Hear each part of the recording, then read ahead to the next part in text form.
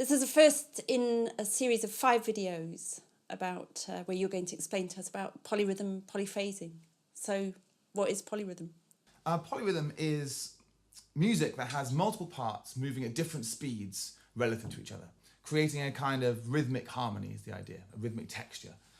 So the simplest example of that would be a 3/2, 1, 2, 3, 1, 2, 3, and the speed of 2, 1, 2, 1, 2, 1, 2.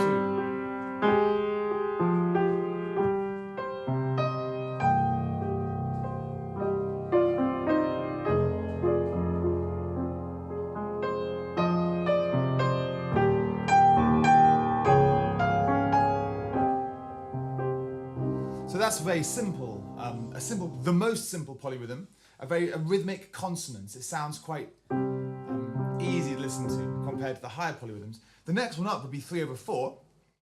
As you go up the higher numbers, 3/4 is a slightly less consonant, which would sound like this: 1, 2, 3, 1, 2, 3, 1, 2, 3, 4, 1, 2, 3, 4, 1, 2, 3, 4.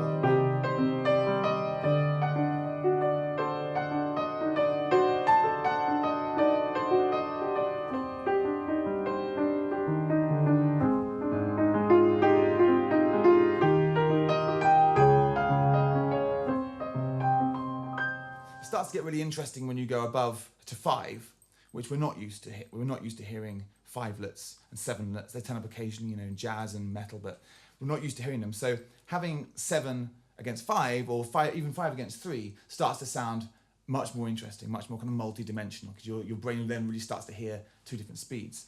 So 5/3, for example, just single notes: 1, 2, 3, 1, 2, 3, 1, 2, 3, 4, 5, 1, 2, 3, 4, 5, 1, 2, 3, 4, 5.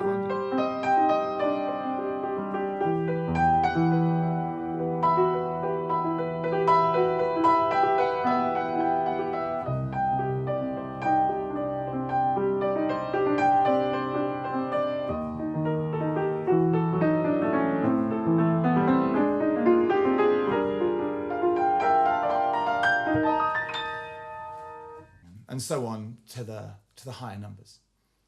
Okay, so is it always restricted then to 2 polyrhythms, 1 in each hand? No, it's definitely easier doing 1 in each hand, but you can do up to 3, I think, in each hand. That'd be something like this. So I've got 7 on my little finger and 5 on my thumb.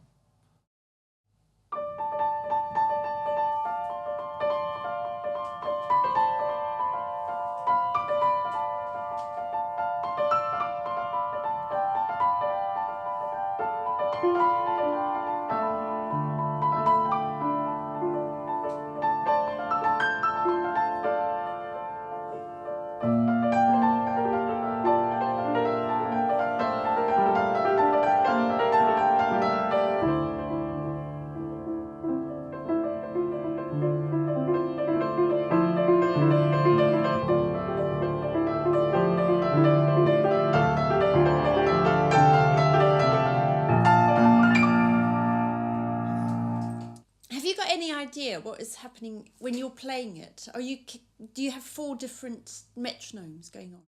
It's very difficult to describe what it feels like internally, but it feels really awesome. It feels like the internal space is really stretched out, which is a great feeling. And is that what you think the listener picks up on? That's what I hope. That's what I hope is the effect from the listener. That it's kind of got this effect of stretching the brain out, stretching the current moment of awareness out. When you talk about polyrhythm, it seems to be that it's integrally connected with mathematics and ratios and harmony and pitch. Is that right? Yeah. Essentially, pitch and pulse are the same thing at different speeds. So the human ear draws a distinction at 20 hertz. But if you've got 20 pulses going really, really fast, you can just about pick out the individual pulses. And it goes faster than that, becomes a blur. So it's just a matter of the human ear. So pitch harmonies is well explored. So a fifth, for example, sounds consonant because it's 2/3. a wave of size 2, if you like, over 3, and that's why that sounds consonant. A major third is a wave size 5. So that's the sound of 5, 3, and 2 harmonically. Dominant 7th is 7. And that's the next number up. Then 9, 11, and so on. And as you go up the higher numbers, that you get the fruitier harmonies, a richer harmony. And as you go up the higher numbers polyrhythmically, you go, theoretically anyway. Well, I feel like it sounds like that. It sounds like a more interesting rhythmic dissonance, but it still sort of fits together in the same way that chords like this kind of work, even though the dissonance is kind of a satisfying dissonance. So slowness being a relative word, you're slowing down the waves to present them to us in almost audible form, and the interplay of waves, is that? Yeah, it is kind of like that, yeah. It's like a harmony of pulse rather than a harmony of pitch. So pitch harmony is well established, there's all these rules about it and lots known about it, but pulse harmony hasn't really, I don't think, really been considered that much. Any ideas why? Well, it's very difficult to try things out. If you've got an idea and you think, oh, I wonder how I'll do 7/5/3 and they're moving in this pattern and they're doing this, to just sit and play it's really difficult. So in order to find out whether that works, or to try it out and explore and experiment with it, you need to learn to do it. And physically doing it is really, really hard. So I think it's probably one of the main reasons that it hasn't been done very much, is because it's just physically really hard to do. Sort of human limitation, really. Yeah, it's really fun to push that. Like that's I think that's something worth pushing. So is that quite a big motivation for you? Yeah, it does feel exciting to be, just trying to push the capacity of the human. Yeah, that feels like an exciting thing to do, and it feels great in the brain to feel that stretch, feel this newness, the newness of inner mental experience, fresh and exciting. So how do you go about playing? How do I go about what, practicing every day or playing? Playing with the ideas is more what I meant. Usually I'm starting off with a basic pattern idea. Like I might start off with something like I have 7/5, but they're both moving in triplets. They're both moving in 3s. So you get this.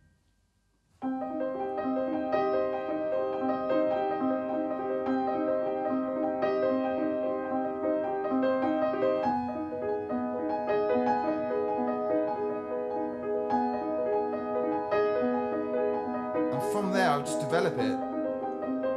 develop it really on an instinct. It kind of goes here and it goes there, and then in where it goes, that presents new difficulties, which I know how to practice. It goes somewhere to something I can't do, and then I'll practice that, and that's what my practice for tomorrow. And then we'll do that, loads and loads and loads, and then at the end of that, I find there's lots of extra things that I hadn't thought of, which I can now do because of that practice, and sort of builds up that way. So this whole polyrhythmic world is ever increasing as I'm drilling new patterns and exploring new sort of concepts. Okay, and I know you've got these amazing mathematical sketchbooks. What are you working out on those? Well, this is just all sorts of whatever I happen to think of in terms of both polyrhythm but also harmonic systems. I've got modal systems in here, and all kinds of ideas about how music might fit together, or chords or things might fit together, and lots of triangles and circles and things, and scribbles. Pretty legible. But yeah, this is just where I organise my ideas in this book, and I love it very much. There's all sorts of interesting things I could show you in here, but it would take forever. It'd be an awful lot of explaining, probably quite off topic, you know. Okay. Mode groups, for example, are fascinating. A really interesting introduction to polyrhythm, and in the next video we'll be looking at what led you there. Okay. So play us out.